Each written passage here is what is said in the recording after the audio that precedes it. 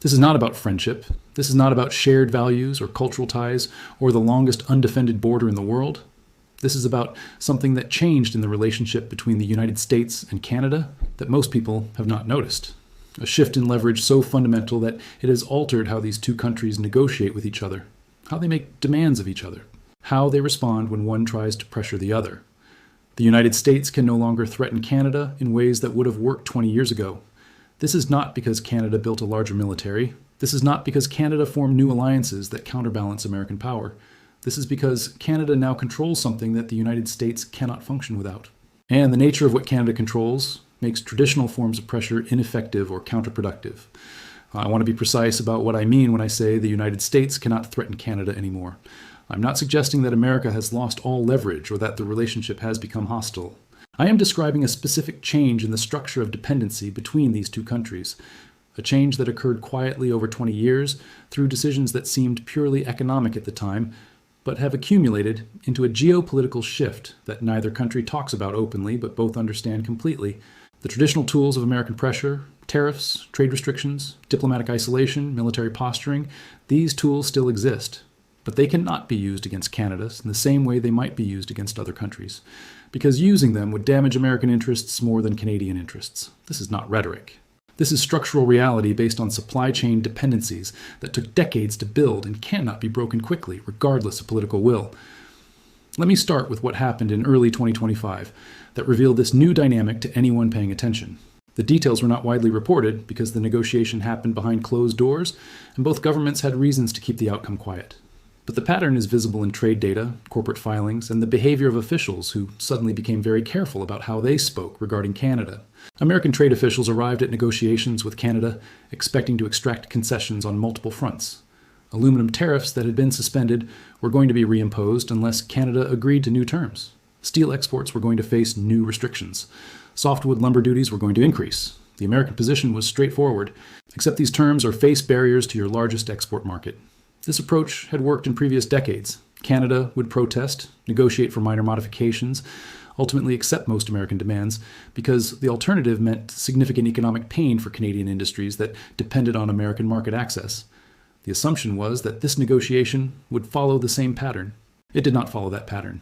Canadian officials responded with a list of their own, not requests, requirements. American manufacturers currently sourcing battery-grade lithium hydroxide from Canadian facilities would need to sign long-term contracts guaranteeing Canadian price stability and supply priority. American defense contractors using Canadian-processed rare earth elements would need Pentagon certification that these materials were treated as critical national security inputs that could not be subject to trade disputes. American automotive companies building electric vehicles with Canadian nickel would need to classify Canadian content as equivalent to domestic American content for all federal procurement purposes. These were not negotiating positions. These were conditions for maintaining access to processing capacity that American companies had come to depend on. The implication was clear. If the United States imposed new trade restrictions on Canadian aluminum and steel, Canada would not retaliate with equivalent tariffs. Canada would simply prioritize other customers for limited critical mineral processing capacity. Chinese battery manufacturers would be happy to pay premium prices. European automotive companies would sign exclusive long-term agreements. Asian electronics makers would lock in supply with advance payment guarantees. American officials recognized immediately what this meant. The negotiation was not about aluminum or steel or lumber. The negotiation was about whether the United States would treat Canadian critical mineral processing as essential infrastructure that could not be disrupted by routine trade disputes. And the answer, after several weeks of internal discussions in Washington, was yes. The aluminum tariffs were permanently eliminated, not suspended. The steel restrictions were withdrawn. The lumber dispute was sent to binding arbitration with terms favorable to Canadian producers. This outcome was not announced with press conferences or victory speeches. Both governments issued brief statements about productive negotiations and continued cooperation. But the substance of what happened was unmistakable to anyone who understood the supply chain dependencies involved. The United States had backed down from positions it arrived with, because pushing forward would have threatened access to materials that American manufacturers cannot source elsewhere at required scale. This was the moment when it became obvious that something fundamental had changed in the relationship. Not because Canada won a single negotiation, but because the structure of the negotiation itself was different. The United States could not threaten to walk away because walking away meant immediate disruption to American supply chains. Canada could credibly suggest redirecting processing capacity to other customers, because those customers genuinely exist and would pay premium prices for guaranteed access.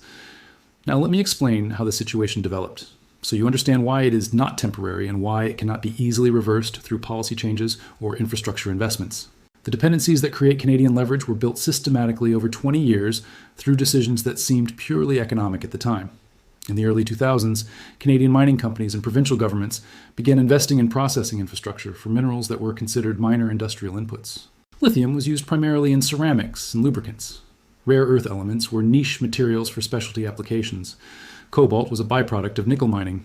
Graphite was mainly used in pencils and lubricants.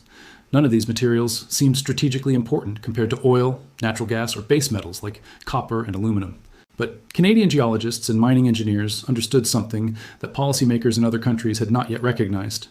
The coming transition to electric vehicles and renewable energy would require massive increases in these minor minerals. Battery production would need lithium, nickel, cobalt, and graphite in chemical forms that did not exist in nature. Permanent magnets for electric motors would need rare earth elements processed into specific alloys. Solar panels and wind turbines would need specialty materials in quantities far beyond historical demand. The critical insight was that having ore in the ground meant nothing if you could not process it into the chemical compounds that manufacturers actually needed. Most countries with mineral deposits were content to ship raw ore to China for processing. This generated revenue from mining, but transferred all the value-added processing to Chinese facilities. It also created dependency on Chinese willingness to process materials and Chinese decisions about supply allocation. Canada took a different approach. Mining companies built processing facilities adjacent to mines. Chemical engineers developed expertise in converting raw ore into battery-grade compounds. Metallurgists optimized techniques for separating rare earth elements and producing specialty alloys. The goal was not just to extract minerals, but to control the entire supply chain from ore to finished material. This required enormous capital investment and technical risk. A lithium processing facility costs billions of dollars and takes 5 to 7 years to design, permit, and build. The facility is profitable only if battery manufacturers actually need lithium hydroxide in the quantities and purity levels that the facility can produce. If battery technology shifted to different chemistries, or if lithium demand remained low, the investment would be stranded. Canadian companies and provincial governments made these investments anyway because they understood the transition was inevitable, even if the timeline was uncertain. By 2010, Canada had processing capacity for battery-grade lithium that exceeded global demand at the time. By 2015, rare earth processing facilities were operating in Saskatchewan that could handle heavy rare earth elements China had monopolized. By 2020, nickel refining complexes in Ontario were producing battery-grade nickel sulfate at scales that made Canada the primary non-Russian source for battery manufacturers. Meanwhile, the United States was debating whether to make similar investments, but never committed the capital or political support needed to build processing capacity at meaningful scale. American mining companies wanted to extract ore and sell it rather than taking on the technical and financial risk of processing. American policymakers talked about critical mineral security but did not create the regulatory frameworks or financial incentives that would have enabled rapid facility construction.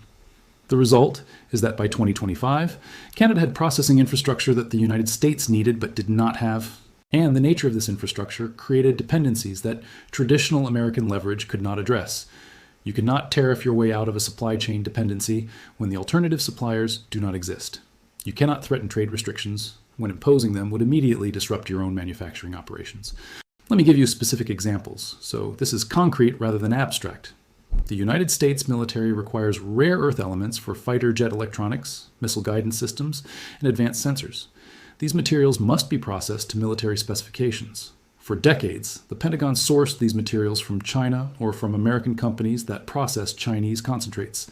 This vulnerability became obvious when China threatened to restrict rare earth exports during trade disputes in 2019. The Pentagon responded by funding domestic processing initiatives and seeking alternative suppliers. The only supplier that could actually deliver military-grade rare earth elements at required scale was Canada.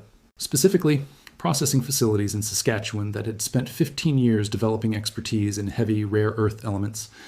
The Pentagon now depends on Canadian rare earth processing for materials that go into every advanced weapon system the United States produces. This dependency cannot be reduced quickly because building alternative processing facilities would take 10 to 15 years, even with unlimited funding. The expertise resides in Canada. Replicating that knowledge requires not just building equipment, but developing institutional understanding through years of operational experience. This means the United States cannot threaten Canada with defense-related pressure because doing so might provoke Canadian decisions to prioritize non-military customers. If Canadian facilities shifted towards serving Asian electronics manufacturers instead of American defense contractors, the Pentagon would face immediate material shortages that could not be resolved by switching suppliers. The same dynamic exists in electric vehicle manufacturing. American automotive companies have committed to producing millions of electric vehicles per year by 2030. These vehicles require lithium-ion batteries. Canadian processing facilities produce battery materials at scales that make them essential suppliers for American manufacturers. If the United States imposed trade restrictions that threaten Canadian economic interests, Canadian facilities could redirect output to European or Asian battery makers who would pay premium prices. American automotive companies would face shortages that would delay electric vehicle production and force them to source from Chinese suppliers, which creates the exact dependency on China that American industrial policy is trying to avoid. So the United States cannot use trade restrictions to pressure Canada without damaging its own interests. Canadian officials understand this completely. They do not need to threaten explicitly. They simply need to indicate that aggressive American trade policies create domestic political pressure in Canada to prioritize other customers. Now, let me address why this dependency cannot be easily broken even if the United States committed massive resources to building domestic processing capacity. The Biden administration announced several initiatives to develop American critical mineral processing. Funding was allocated, sites were identified, but as of early 2026, very few of these projects have moved from planning to operation.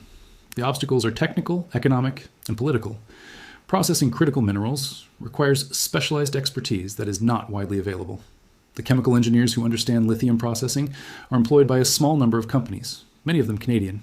American companies trying to build processing facilities need to recruit this expertise from competitors, which is expensive and often unsuccessful. The economic challenge is that processing facilities require enormous capital investment with uncertain returns. A single lithium processing facility might cost $3 billion and is profitable only if it operates at high capacity for decades. Lithium prices fluctuate. Battery technology might shift. New deposits might increase supply and drive down prices. All of these factors create investment risk that makes private companies reluctant to commit capital without government guarantees. The political challenge is that processing facilities require environmental permits that take years to obtain and face opposition from local communities. Even when federal officials want to expedite projects, state and local regulatory processes create delays. Environmental reviews identify concerns. Legal challenges slow construction. The timeline from project announcement to operational facility often extends to a decade or more. Meanwhile, Canadian facilities face fewer obstacles because regulatory frameworks are more streamlined and technical expertise already exists domestically. Canadian companies can expand existing facilities faster than American companies can build new ones. By the time American processing capacity reaches meaningful scale, Canadian operations will have moved further ahead. This is what makes the dependency structural rather than temporary. The United States is trying to build processing capacity, but cannot build it fast enough to eliminate reliance on Canadian supplies before the mid-2030s at the earliest.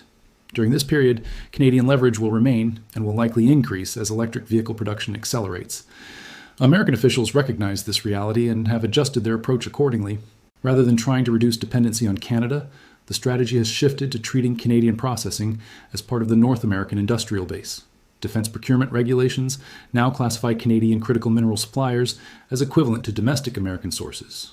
Trade agreements treat Canadian processing as satisfying American content requirements. This is a remarkable shift from how the United States typically approaches industrial policy. The traditional American preference is for domestic self-sufficiency in strategically important sectors. The fact that the United States is now accepting permanent dependency on Canadian processing indicates how difficult the alternatives are and how essential Canadian supplies have become. For most of the past century, Canada has been the smaller partner in the North American relationship. Canadian foreign policy was constrained by the need to maintain good relations with the United States. This asymmetry was accepted as natural given the enormous difference in economic and military power between the two countries. Canada had some leverage through resource exports, but ultimate power in the relationship clearly resided with the United States. That dynamic no longer holds in domains where critical minerals are relevant. Canadian officials now negotiate from a position of strength in discussions about trade policy, environmental regulations, or defense cooperation. They do not need to issue ultimatums. They simply need to let American officials understand that overly aggressive positions might create political pressure in Canada to reconsider supply priorities.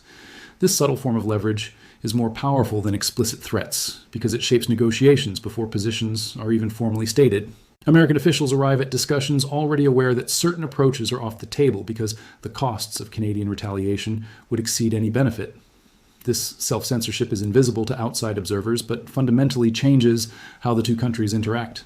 Canada has achieved a form of strategic autonomy that is rare for countries of its size. Strategic autonomy means the ability to make independent policy decisions without being coerced by more powerful neighbors. Canada has broken free of this constraint in specific domains by controlling processing infrastructure that larger powers cannot function without. Now I want to examine why this situation is durable rather than temporary. Some observers might assume that once the United States fully recognizes the dependency, it will take dramatic action to build competing infrastructure and restore leverage over Canada. This assumption underestimates the obstacles to building processing capacity and overestimates American political ability to sustain long-term industrial policy. Building critical mineral processing capacity is not like building manufacturing plants for consumer goods. The technical expertise required is specialized and scarce. The capital investment needed is enormous. The payback period extends over decades. The regulatory approval process is complex and time-consuming.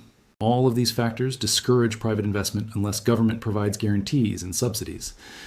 But American political systems struggle to maintain this kind of support over the time periods required. Administrations change. Congressional priorities shift. The sustained focus needed to build processing capacity over 10 to 15 years is difficult to maintain in a political environment that operates on 2-year electoral cycles. Canada does not face these same constraints because the political consensus supporting critical mineral development is stronger and more durable. Provincial governments have direct economic interest in expanding processing capacity. Federal policy has bipartisan support. The regulatory frameworks are more streamlined. All of these advantages make Canadian capacity expansion faster and more reliable than American attempts to build competing infrastructure. The result is that Canadian leverage will likely increase rather than decrease over the next decade. American dependency will grow as electric vehicle production accelerates and defense procurement increases. Alternative suppliers will remain limited. By 2035, Canada may control even larger shares of critical processing capacity than it does today.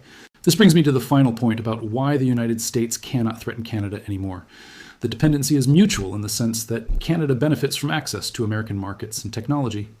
But the dependency is not symmetric. Canada has alternatives for where it sells processed materials. The United States has very limited alternatives for where it sources those materials. This asymmetry defines the power relationship. In any negotiation, the side with more alternatives has more leverage. For decades, the United States was the side with more alternatives. Now, the situation has reversed in the specific domain of critical minerals. Canadian processing can serve American, European, or Asian customers. American manufacturers need Canadian processing and cannot easily source elsewhere. The United States cannot threaten Canada anymore because the threats lack credibility. Canada can absorb the costs of American pressure more easily than the United States can absorb the costs of Canadian retaliation. And both sides understand this reality even if they do not acknowledge it publicly. This is not the end of the American-Canadian relationship or the beginning of hostility. This is a maturation of the relationship into something more balanced than it has been historically. Canada has gained leverage through patient infrastructure investment and technical excellence. The United States must now treat Canada as an equal partner in domains where Canadian control over processing creates genuine dependency. History is full of examples where smaller countries gain leverage over larger neighbors through control of essential resources or strategic geography. The Netherlands in the 17th century, Switzerland in the 19th century, Singapore in the 20th century. Canada in the 21st century is following a similar pattern through control of processing infrastructure for materials that enable modern technology. This is sophisticated power. This is influence that lasts because it is based on providing essential services rather than coercing compliance. And this is why most people still do not understand that the United States can no longer threaten Canada the way it once could. The change happened quietly through boring infrastructure investments that generated no headlines. The leverage built gradually through accumulated expertise that attracted no attention. By the time the shift became obvious, it was already irreversible. The infrastructure is built, the expertise is developed, the dependencies are locked in. The alternatives remain decades away, and the relationship between these two countries has fundamentally changed in ways that will define North American geopolitics for the next generation.